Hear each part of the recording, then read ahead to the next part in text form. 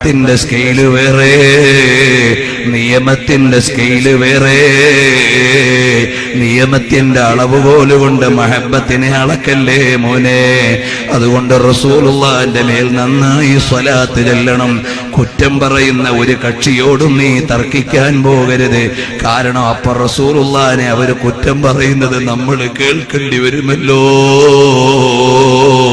നബി സല്ലല്ലാഹു അലൈഹി വസല്ലം തങ്ങളുടെ ശിആറുകളെ കുറ്റം പറയുന്നവരുണ്ടാകും. നീ അവനോട് തർക്കിക്കാൻ പോകണ്ട. കാരണം അപ്പ റസൂലുള്ളാഹിന്റെ ശഅറിനെയും അവിടുത്തെ ആധാറുകളെയും അവനൊരു 4 പ്രാവശ്യം കൂടി കുറ്റം പറയുമ്പോ എനിക്ക് സഹിക്കുമോ, നിനക്ക് സഹിക്കാനാകുമോ?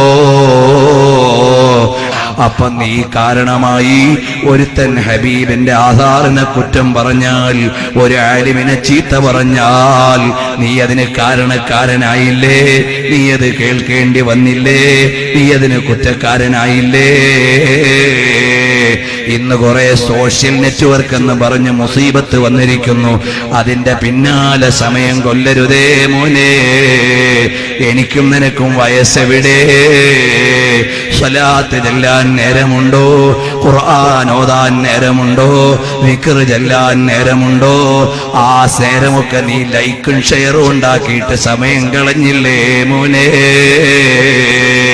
അതാ ഫേസ്ബുക്കിന്റെ പിന്നാലെ പോയി ഞാനിതാ അത്ര ലൈക്ക് ഇത്ര ഷെയർ എന്നൊക്കെ പറഞ്ഞ് മുസീബത്തുണ്ടാക്കുന്ന ചെറുപ്പക്കാരെ, നിനക്ക് സമയം എവിടെ? അപ്പൊ ചോദിക്കും, മുസ്ലിയാരെ നിങ്ങളുടെ പേരിലും ഫേസ്ബുക്കിൽ ഒരു പേജുണ്ടല്ലോ, അത് സുന്നത്ത് ജമാഅത്തിന്റെ ഒരു പ്രവർത്തകൻ ആളുകളെ വഅദ് കേൾക്കാൻ വേണ്ടി ചെയ്യുന്നതാണ്, അല്ലാതെ ഞാനതിൽ നേരിട്ട് ഇടപെടുന്നയാളല്ല. എന്റെ വഅദിന്റെ അംശങ്ങളൊക്കെ ആരെങ്കിലും കേട്ടോട്ടെ എന്ന് വിചാരിച്ച് ഒരു പ്രവർത്തകൻ ചെയ്യുന്ന സേവനമാണ്. ഞാനല്ലാതെ ഡയറക്റ്റ് അതിൽ സമയം കളയാറില്ല.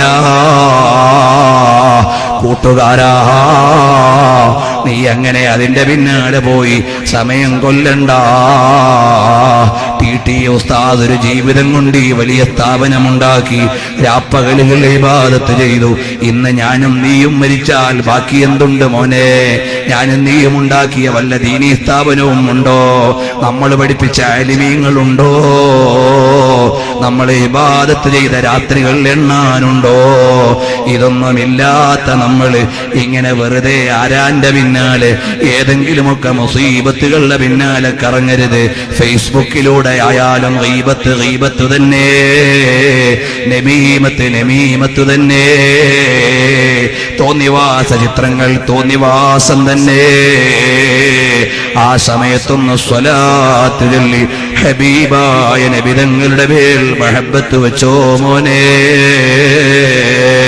ഒരു കാര്യം നീ ഉറപ്പിക്കണം, ഒരു സാധാരണ മുസ്ലിം റസൂലുള്ളാഹിന്റെ മേൽ കളവ് പറയൂലല്ലോ. അവൻ കള്ളുകുടിയനായാലും ശരി, അവൻ വ്യഭിചാരിയായാലും ശരി, ഹബീബായ റസൂലുള്ളാഹിന്റെ മേൽ കളവ് പറയാൻ ഇഷ്ടപ്പെടൂലല്ലോ. പിന്നെയുണ്ടോ വലിയ ആലിമീങ്ങൾ ഹബീബിന്റെ മേൽ ഇല്ലാത്തത് വല്ലതും കെട്ടിപ്പറയുമോ? ഇതുപോലെ സാധാരണക്കാരാ, എനിക്കും നിനക്കും ഈമാൻ കൊള്ളാൻ ഈ ആലിമീങ്ങളുടെ പരമ്പര വിട്ടാൽ അലിഫ് ലാം മീം എങ്ങനെ ഓതണോന്ന് കിട്ടിയത് എവിടെന്നാണ്? ആലിമീങ്ങളുടെ പരമ്പരയിലൂടെയാണ്. അഥവാ ഉസ്താദ് ഓതി തന്നതല്ലേ അല്ലാഹുവിന്റെ കലാം ഓതാനുള്ള തെളിവ്. അപ്പോൾ ആലിമീങ്ങൾ അവരുടെ ആദരവോടെ നിലനിൽക്കണം. അവരെ